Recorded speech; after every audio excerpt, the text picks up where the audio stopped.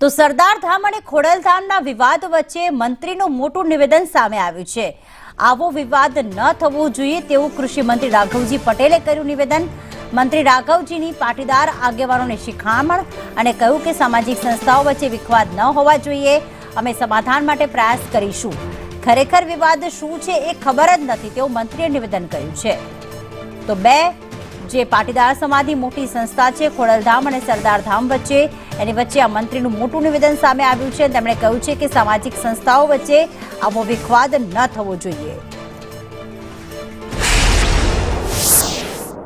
સ્પષ્ટપણે માનું છું કે સામાજિક સંસ્થામાં ક્યાંય વિવાદ ન હોય, બંને સાથે મળી પરસ્પરના પૂરક બની સમાજની સેવા કરે એવી કાર્યવાહી હાથ ધરવી જોઈએ અને સમાજના આગેવાનોએ આ વિવાદનો અંત લાવવા માટે તમામ પ્રયત્નો કરવા જોઈએ।